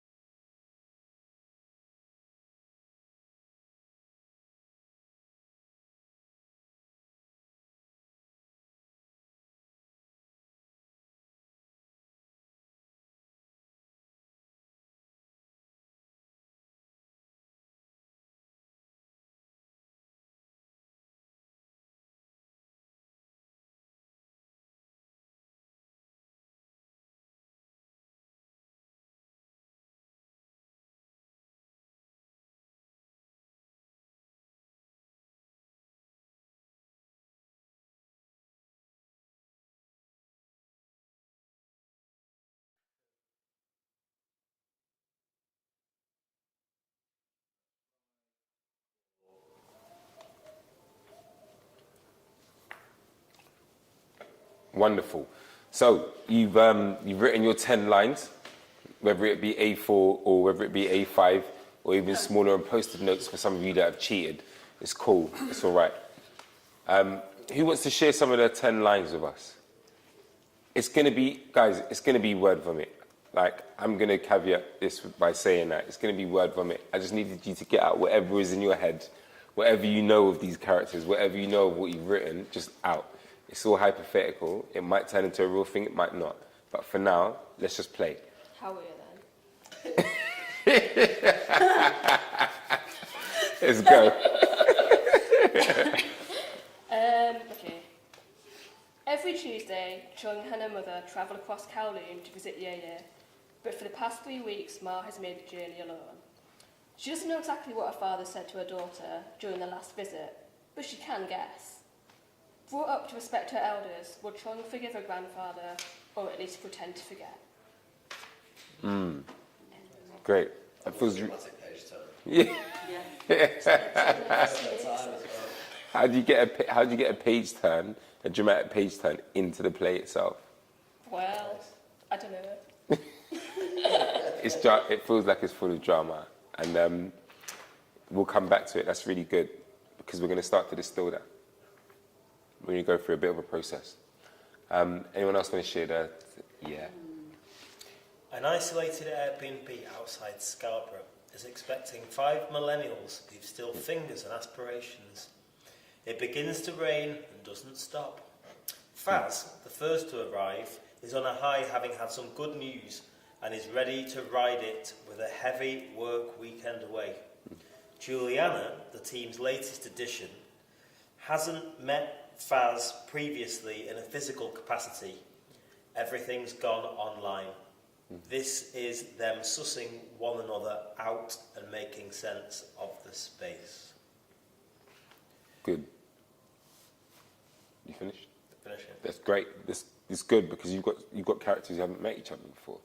Yeah. So suddenly, when they get into that space. My issue actually has been trying to find out what's the dramatic... Like, people can meet each other, all right, that's interesting, they ask questions. Yeah. But then what's the dramatic impetus behind that? Like, what's their reason to want something that's not external, like, I need to get changed? Like, what do they want from each other? That I've not yet found. But that's cool. That's really good, because I guess through the writing process, you'll figure that out once you start putting them into spaces. You start putting 1 or 2 characters in one room for a night. You take them out. You put another 2 characters in a room for a night. You take them out. You put all how many of them? 5 millennials in a space all together. You know, that first initial meeting. What does it want? What do they want? What sparks start to fly? And then suddenly you've got this one wants to talk to this one about something that's happened back in the day. These 2 have met up before. These 2 haven't met up before. But then, they're really interested in each other. But they can't do anything because there's this person, this 1/3 wheel that's just sitting there involved. Like, you'll find stuff. You'll definitely find stuff. But straight away what you had there is the ingredients to create something that really that becomes like a really good story. I love the aspect of, these 5 millennials going into a place where they've all not met before, or maybe half of them have met before, but the rest have all been online. But if they haven't met before, then you've got sparks straight away. Because are these going to get on with each other? How often do we watch Big Brother and we're like, this is never going to work? Yeah. Do you know what I mean? How often do we watch Love Island and we're like, this ain't going to work. This ain't going to work. Someone's going to do something stupid because they're human, Yeah, man. Anyone else finish it? It's raining and it doesn't stop. It's raining, exactly. And you've given us all of those elements of it. A space away from where they are. I think I'll throw mine in. I don't know why it started with this is a story, but it's like that prompt. This is a story about a man. I always just went to that. Anyway. This is a story about 2 cars passing, clouds fading away, and a wish for the sun to never reach the horizon. 2 individuals happen to meet on the streets of Amsterdam, and one becomes curious about the city, whilst the other falls it for their newfound love. As time and distances part them, by some divine intervention, their paths meet throughout their lives. The question is, do they end at the same place? Really, a really active question. That last question. Do their paths end in the same place? Do you know what I mean? like, we have this idea of these two characters potentially wanting different things but finding each other, and then, yeah, whatever comes of that comes of it. But there's a really active question at the end of that helps us keep the drama alive in it. And it's also poetic. Because you know what I mean, at the top you've given us such a poetic setting that places us and lands us somewhere that feels real, but also tells me a bit about the writing that I'm gonna experience here, which is, you know, theatrical in itself. That's the concept, you know. It's the poetry in it. Wicked. Anyone else want to share? Got a bit about Gemma, but what is it going to be called? There's something about Gemma. I just think just Gemma. Gemma. Single word title. It's not any more helpful, I don't think. Or Gemma says. Gemma says. Synopsis is not my strong point. So Andrew and Beth are ending, that is certain. There are a million ways this could play out, a million ways that this could end, and Gemma is in every one. Gemma is the cause, Gemma is the solution, Gemma is their child, or the child they never had, or the child they always wanted. Gemma is an influencer, Gemma runs a cult, Gemma is the woman who lives next door. It's a play about endings. When the world feels like it's ending, can we make sense of it in the endings we can understand? Oh my god, it's like constellation. Yeah. Like multiple endings with Gemma all been at the heart of it. Gemma is low-key. That's who Gemma is. Gemma's been playing tricks. That's really cool. Again, I want to see that. I want to know what that piece is about. I'd love to see that version. Gemma. Just Gemma. In a full stop. Gemma is the ending. Yeah. I love it. Great. Anyone else? Shall I do it? Yeah. Every week, Maud needs something doing at her house. She calls on Cliff, who definitely doesn't have the time or energy, but he does it because, I mean, he doesn't have to pay rent. Win. Cliff dreams of what his life could be like without these shit jobs that he has no idea how to do. And makes big plans to move away. Not just out, but away. But maybe it's more than the tasks. Maybe Maud needs Cliff more than he knows. Yeah. Now I've got a real understanding of that relationship and how it works. And like, it feels practical, but actually is much more sentimental. Yeah. And there is so much, yeah. Around. Yeah. But how that plays out and what happens, like I'm so interested to know, you know, what happens to that relationship if they do stay in the same house for a little bit longer, or not. What happens if Cliff cuts? Yeah. Oof, yeah. It's dope. It's really good. Anyone else? Is it just me left? I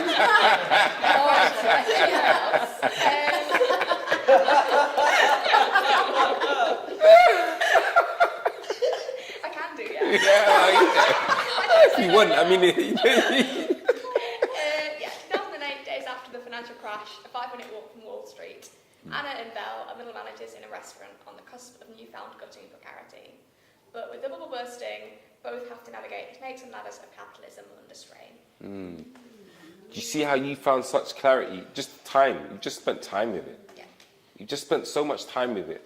From what you wrote initially to where it is now, and how that story started to crystallize.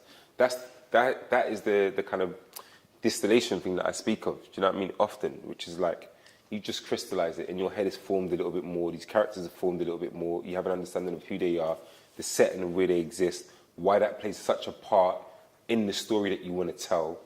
Those are all the things that you have to ask yourself once you've written that thing. You've got this thing in, your heart. It's on the page. Great, cool. But why am I writing this thing? What am I trying to say? Who am I trying to speak to? Who am I writing this for? These are all the things that have started to become so apparent in just those 10 lines. Like, I know what it is, I have an idea of what that is now. A real idea of what that is now. And how you build on that and make it into something. That's so clear. So clear. It's great. I think what I found interesting as well is like everyone's was so different and so clear. Like with Linnaeus, you could really see what play that was going to be. And with Betty's, like with everyone, you can see what kind of play that's. So does that come back to that's the voice stuff that we spoke at the beginning? Yeah. It's exactly that. That's it. And all I've been doing is getting you back to the place where you started. That's all it is, though. That's, do you know what I mean? For everybody, for all creatives, that's all it is about. Actors, they come and they audition. This is you lot's audition tape. Do you know what I mean? You audition with your play, and then someone says to you, well, you got to go and, you got to come in for a second audition. That's the redrafting process. You've gone back. What can I bring to the table now that gives you more clarity or makes you say yes? That makes these people, these producers, the judges go, ooh, this is something interesting here. It's something that they've got to say. They understand it, which means I understand it when I pick up the page. Those first 10 pages are so important. I used to read for Bruntwood. I know. You know what I mean? I've read. And those first 10 pages, often you're like reading loads of exposition, and I'm like, yeah, that's cool, that's great, that's set up, but that's not interesting. Suddenly you give me a task, you make it more active. You know the location. The location gives me the context that I need. So I don't need to explain that in exposition. And now these characters want something. That's interesting. Set against the backdrop of a 2008 crash. That's interesting. We didn't know what the hell we were going through in 2008. We know now in retrospect. That you lot as playwrights know now in retrospect what that meant for certain people. What does it mean for this, for these two here? It's so clear. It's so brilliant, but it just takes time. And all these questions that we've posed. So, next task is I would normally say write 5 lines and then go from 5 lines to 2 lines. But I think you lot have such a clarity. You know what I'm going to say in it. I think you lot have such clarity in what it is that you want to say that I'm going to say write 2 lines. Now, this is where it helps to have an A4 pad. Because 2 lines is quite long. So I'm going to give you 2 minutes. I'm going to give you 2 minutes to write 2 lines on what this is now. I've slightly cheated because you've gone, you skipped the 5-line one. But let's 2 lines. What is this?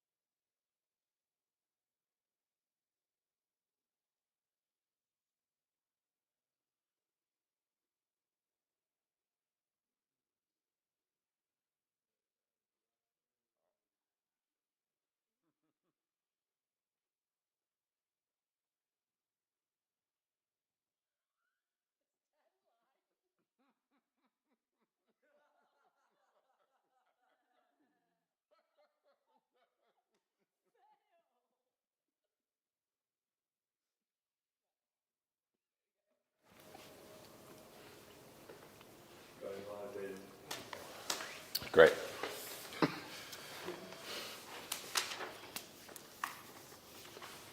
Wonderful. So this is one we might have failed a little bit. Listen, we know theatre is about failing, isn't it? It is about getting things wrong. And in this space, it's safe to get things wrong. But for those of you that got it right, who wants to share their 2 lines with me? Did you? Yeah. Let's go. Because when you said poetry and poet, I was like, I gotta use that. So I said, a wish for the sun to never set, a wish to have never met, but they'll continue to till the end. Wow. I told you. Wow. You know, at the beginning of this session, you said, what's my voice? There you go. That is your calling card. That is your strength. And that will change over time. But all I was saying to you was getting you back to the place that you already started. That. Can you just read that for us again? A wish for the sun to never set, a wish to never have met, but they'll continue to till the end. Wow. That's incredible. It's just like, it's so succinct. Do you know what I mean? Given what we know already about those characters, given what we've already heard, you know, like that's like your logline, isn't it? That's the thing. We'll get a big synopsis later on in the print and everything. It will happen. But just for us, at the beginning, to just know, for us to get hooked. That's it. It's great. We don't need to hear everyone else. Everyone's got different ideas, which is great, and everyone has different voices. So I'd love to hear anyone else's, including yours, Naomi. It's weird because I felt that click. As soon as I thought that, I was like, yeah, that's it. And then I got that feeling again. It was weird. It's all yours. It's all yours. Anyone else want to try? It doesn't have to be 2. It could be more. Normally, I would ask people to write 5 and then write 2 because it makes it easier to distill in that way.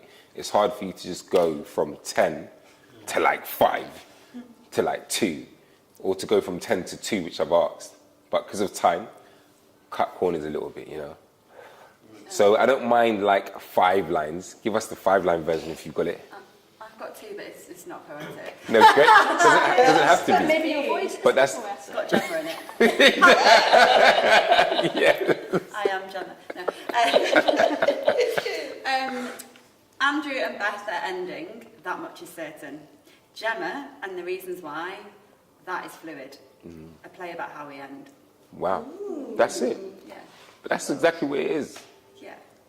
That is when I'm reading a scene and I'm going, all right, cool. There's loads of fat here. The fat is cool, but actually just by that the second half of that play, I'm like, get rid of that fat and give me this. I just need it to be, every word has value, every line has value, and the economy of it is what's gonna help you reach the climax, and then cool. That's great. Thank you. What are you going to name it? You're going to call it Gemma? Yeah.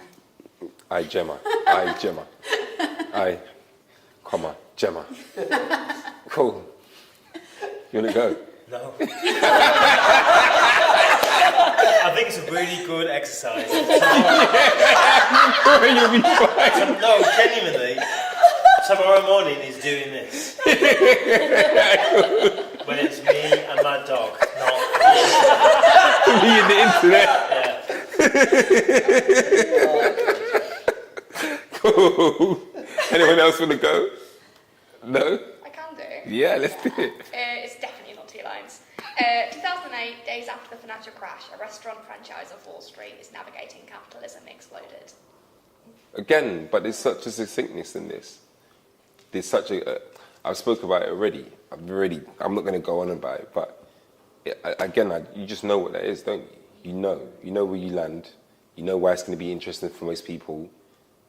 There's a heart there that exists amongst the kind of the financial kind of literacy that is there. There is something that pulls and holds us to ransom to this thing that feels quite obscure and over there. It's dope. Anyone else? I will. Yeah, let's do it. Cliff needs to move away for his own sanity. Maud needs him to stay for hers. Are her bullshit tasks making him stay or pushing him away? Again, you just find more clarity in what you've written initially. Yeah. And that's the thing that you go out with. That's the thing. The question at the end that helps us, that holds it all together. We know these characters from where you started. If you imagine where you started, looking up there and trying to find a plug, and then be like, plug. Without having a whole story. But it's just the movement of your creativity and really investing in it and what that does for you. That little bit of time that you spent with it, knowing those characters a little bit more, knowing their wants, gives you that. And it can be much more sprawling, like it probably will be. There'll be loads of stuff that they probably talk about that doesn't make it into that blurb, but we know what it is from that. Because I really like the idea of like constantly asking questions, especially throughout like the redrafting process and like that. But how do you know what are the right questions to ask and what are the wrong questions to ask? I can be flippant here and say I don't know if there are any wrong questions, only because if we are using this idea of the process of elimination and you can answer those questions, then it just makes everything easier. So you might be like, the wrong question to ask is how old these characters are when it says 32, but there might be something more specific in that. Is that character born in in July? That makes them a Cancer. Does that feed into something else? Does that feed into how they respond and how sensitive they might be? So when the conflict does come, you're like, oh, this feels in character. So I don't think there is any silly questions to ask. There might be more efficient questions, like getting through stuff at a certain point in time. You're like, actually, I just need you to ask me the right questions, or the questions that need answering right now and immediately, and the rest we can kind of discover when we get to the production process, or when it gets picked up. So I think that's something that's, especially if you're like writing on your own, about like, obviously you're really close to it, so at a certain point you're asking, going, all right, something doesn't feel right there, okay, so what if this? And just trying to, but then how do you know if it's having that awareness of, am I actually making it better or am I just changing it? Is it any better than it was? Yes. Well, I think there's the questions that we started at the beginning with, like, I'll run some of them out. So it's things like, I've got a scene here. It's 10 pages.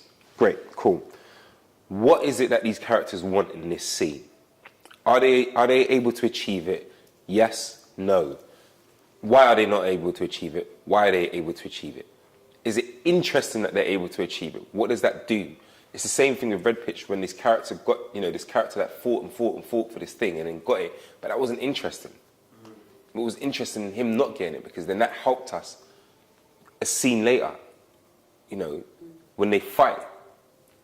So you've got to ask yourself those questions. What do these characters want? Is it interesting? Do they achieve what they want? Don't they achieve what they want? Might they achieve that later on? That's a really simple thing to ask. What is this location doing? I've set it in the bedroom, but why? Why have I set it in the bedroom? There's nothing that tells me or does anything for these characters when they put into this setting. So what does this setting do for me? What does this location do for me? What does this time do for me? How old are these characters, in this setting? Are they in a pub, but they're 14, playing 16, and then one gets moved to by the other? Suddenly, that changes the dynamics of this relationship. There's a guy hitting on a girl who's 14, but she said she was 18. Do you know what I mean? She's in a pub. Who's at fault right now? It makes it muddy. It makes it interesting. Those are the questions that you ask yourself. What if she could have been out in the park with her mate having a drink, but actually, if I just move that location to in the pub, and then C comes into the situation, he turns that world upside down. Just for that moment. Yeah, it makes it interesting. I've got a bunch of things here as well that I'm going to rattle off because of time, and these things will help you in this redrafting process. You look at your play, you read it, you go, okay, that's a bit of my checklist, that's my checklist. We've spoken about voicing that stuff already, which is more about you lot as writers, yeah? But here's some of the things that I always think about when we start to get into the practicalities of redrafting. Can there be scenes that are removed completely? if I take this scene out, does my story suffer? You know, does my story suffer if I remove this scene? No, it doesn't, and I didn't need it. But then, what information might be in this scene that I can move somewhere else? Yeah. This is recorded. I don't know why I'm writing. I feel like an idiot now. I'm never watching myself. What happens if I move scenes? You know, what happens if I move scenes?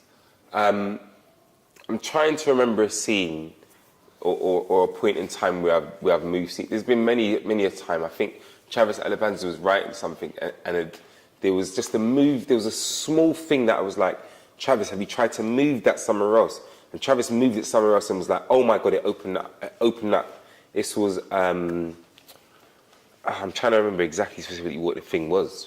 Travis will probably know better than I do. It's not coming to me, doesn't matter. But anyway, if I move a scene, does it change? The example I gave you earlier was me, I'm going to tell this writer to move the stakes or to move this reveal earlier. The reveal that he thinks is quite significant, I'm going to ask him to move it earlier because what it will do is make the other reveal more significant. So, this information that his friend has that he's seen his mate's ex-girlfriend and she's got a child. I'm going to move that earlier. So we get attached to that character, we feel for what he feels, because we're only getting it from his perspective, until later on when we get it from her perspective, and then it makes us question where we placed our loyalty. It makes us question where we placed our justification, and it means that we're more involved in that place straight away. Because now we've got to ask ourselves questions. Why did we believe, or why did we feel what he felt? Why didn't we investigate or reserve our judgment until we understood why she's moved on and why she had a child? You know, something simple as that. It's the movement of scenes. Rewriting character objectives. This is a key thing to look at when you're going through your drafting process. What is this character's objective? I know it's the really basic thing, but is their character objective just to tie up their shoelace? Is it just to get this plug sorted? And does it change? Does it change in the middle of the scene? That makes it interesting again. It's to change a plug, but actually, halfway through the scene, it's actually to get you out of the room. I just need to get you out of the room. Maybe I'm expecting a phone call. Maybe I just want peace and quiet, and you're not giving it to me. Maybe it's more dramatic. Maybe it's because I've got a dead body in here and I can start to smell the whiff of it. Do you know what I mean? It could be anything, but I need to get you out of that room. What is that character's objectives? Can I make them more interesting? Can I amp it up? Or tone it down? The economy of words. I always talk about this because sometimes you get these long, marauding kind of dialogue pieces, and sometimes people are having major monologues in the moment of having like active conversations, and that isn't always interesting because you're not really thinking about what the other character has to do in that moment. They've got to listen, but why? Why are they not interjecting? And so, like the synopsis element of like 10 lines, this is what they really want to say. Then we get down to 5 lines, and then we get down to 2 lines. That's interesting. Do you know what I mean? As an exercise, even though it's a synopsis, you do that for your own writing. This character started with 10 lines telling them about, I need to get from this place to this place. Actually, can they do that in 2 lines? Yeah, they can. Yeah, the economy of words. We already spoke a bit about expositional scenes, but I can elaborate on that. Expositional scenes are a necessity, but again, how do we make that exposition more active? This character's telling this character something that the audience need to know. How does this character respond to it? How does the other character respond to it?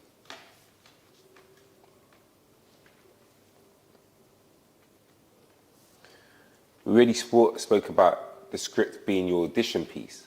The rewriting process is just the recall. Yeah? How do I give you more clarity and what I'm trying to present to you? How do I share my voice with you?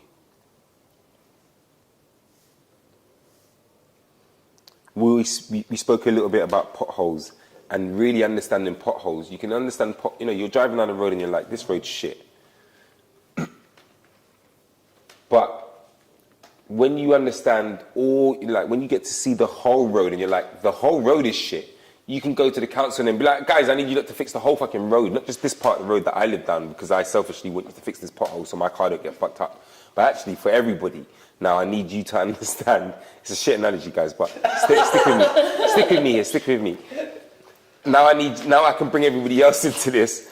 And I can bring everyone else into this, and I'm going to get more traction and understanding that you need to fix these potholes so all of these cars will be fine and they all won't get shit suspension, and then it works for the economy and it works better for everybody. Therefore, translating that into your script, I can see a pothole from scene to scene, but if I can see the whole thing, then maybe I can fix all the potholes with just a moment over here. That might just help me tighten up that scene 9 that I keep going back to. I don't know why I've chosen the word, the scene 9. But scene 9 here, I might be able to fix that. That helps me in scene 3. But because I can see the whole picture, I can go back and go, oh yeah, cool.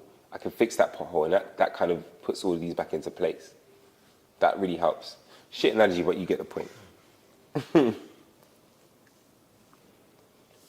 We spoke about time. We spoke about time periods. We spoke a little bit about this, but not so much in depth.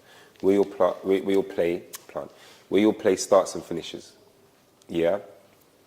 You might think your play starts really at the beginning of your idea. But actually, what happens if it starts in the middle of your idea, but that's the beginning of the play? So you have this story about, a little kid getting on a bus and that bus journey. And it might be really in your head, you're going, the interesting part for me is to start at the beginning of the story where the kid gets on the bus. But actually, it might be really interesting to see the kid already on the bus. And then starting our journey with that kid from that point. You look at your play again and you go, I know I've started on scene 1 here, and scene 1 feels quite exceptional, but what happens if I start in scene 3? Does my play still hang true? Do I still get to say the things I want to say? Is it more interesting if I start there?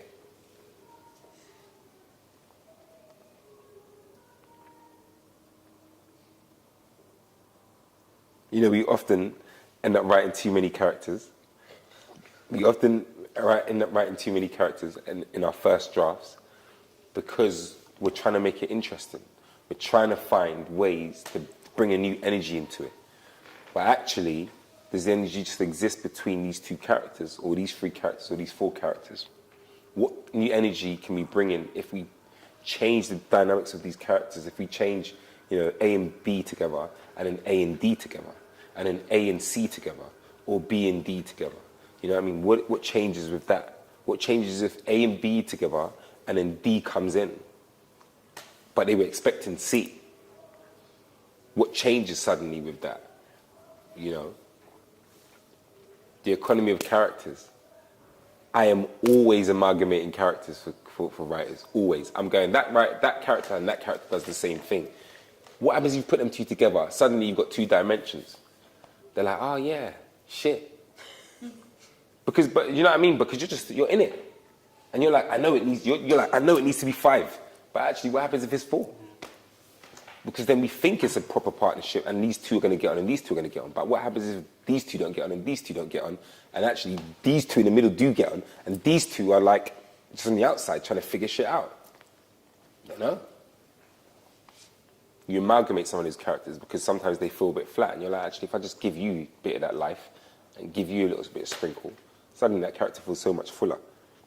So I'm always looking at things and going, I just amalgamate these 2 characters. Always. We spoke about voice already. Understanding your voice within the draft. What kind of writer are you? What are you trying to say?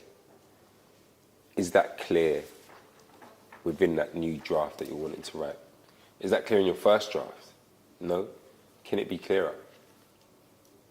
What can I do to find that, to crystallize that, to distill that? Well, it's all the things we talk about. These characters, understanding my voice, what am I trying to say? Are these characters mouthpieces? Do they have their own autonomy? What if I'm presenting two sides of the argument?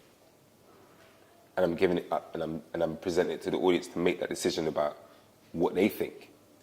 Is that more interesting than me just having this thing and being like, yeah, it's exactly what I want you to all go away with? Actually, I want you to go away talking about it. So actually, I'm going to put two sides of the argument and make them both strong. So we understand that the world isn't as polarized as we believe it to be. The world we live in now. But yeah, these are some of the things that you can start to tick off when you're starting to go through your redrafting process. They're big things, and sometimes they can be small things. But just giving yourself the time to read, giving yourself the time to see it as a whole thing will help you figure out the smaller bits, or the larger ideas that you have. And that is drafting and redrafting, folks. Do you have any questions? No? Cool. You got any questions? Great. Perfect. Well, thank you all for your time. Thank you so much for your time and for your wonderful writing. It was so impressive to hear all of your writing. I hope you turn these things into real plays. If not, I hope you apply the things that we have discovered today into the work that you're gonna produce and work that you're gonna send into the prize. Fingers crossed. And hopefully I get to read some of your plays as well. So thank you guys. Thank you. Thank you. Thank you. Big love. Thank you.